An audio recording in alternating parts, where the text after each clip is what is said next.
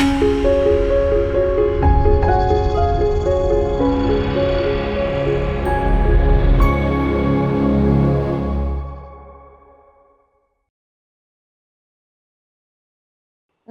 Welcome to our voice. నేను మీ journalist నవత.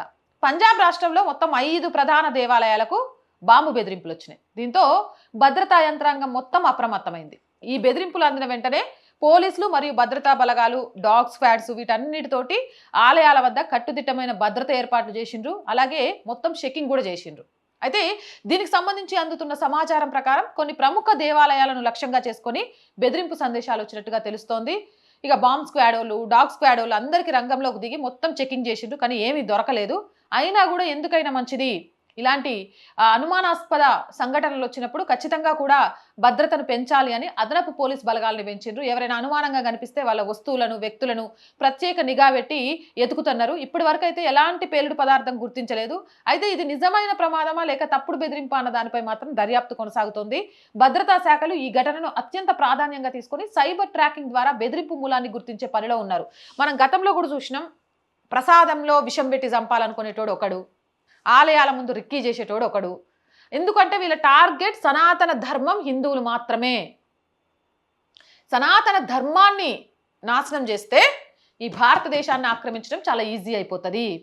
కాబట్టి హిందుత్వాన్ని నమ్మినోళ్ళు ఉండకూడదు, హిందుత్వం అనేదే ఉండకూడదు. ఇది వీళ్ళ ఆలోచన.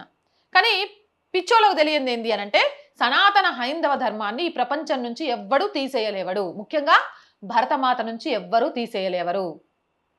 బెదిరిస్తే బెదిరిపోతారా? ఒకప్పుడు నిఘా సంస్థలు వేరు, ఒకప్పుడు పోలీస్ వ్యవస్థ వేరు, ఒకప్పుడు భద్రతా వ్యవస్థ వేరు. ఇప్పుడు ఎవడైనా దేశం వైపు కన్నేస్తే ఆ కన్నును గుడ్డుతో సహా పీకి పడేస్తున్నారు. అలాంటి రక్షణ వ్యవస్థ ఉంది. అలా అని మనం అప్రమత్తంగా లేకుండా ఉండకూడదు. అప్రమత్తంగా ఉండి ఎక్కడికక్కడికి చెకింగులు చేస్తూ ఎవరి మీద అనుమానం వచ్చినా వదిలిపెట్టకూడదు. కటకటాలు వెనకబడేసి వాడిని ఏ రీతిని ఎంక్వైరీ చేయాలో ఆ రీతిని ఎంక్వైరీ చేయాలని చెప్పారట.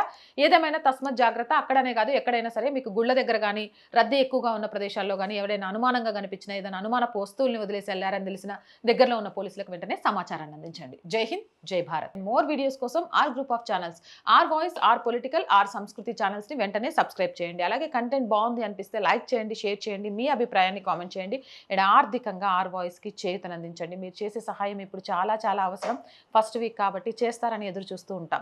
ఆర్థికంగా సపోర్ట్ చేయాలి అంటే సబ్స్క్రిప్షన్ పక్కనే జాయిన్ అనే బటన్ ఉంది. 1 to 5 లెవెల్స్ ఉన్నాయి. ఏదో ఒక లెవెల్లో సపోర్ట్ చేయండి. లేదా స్క్రీన్ మీద గూగుల్ పే, ఫోన్ పేతో పాటు అకౌంట్ డీటెయిల్స్ ఉన్నాయి. మీకు తోచిన సహాయాన్ని అందించవచ్చు. వ్యాపార ప్రకటనల కోసం 8328500576 నెంబర్ని సంప్రదించండి. జై హింద్, జై భారత్.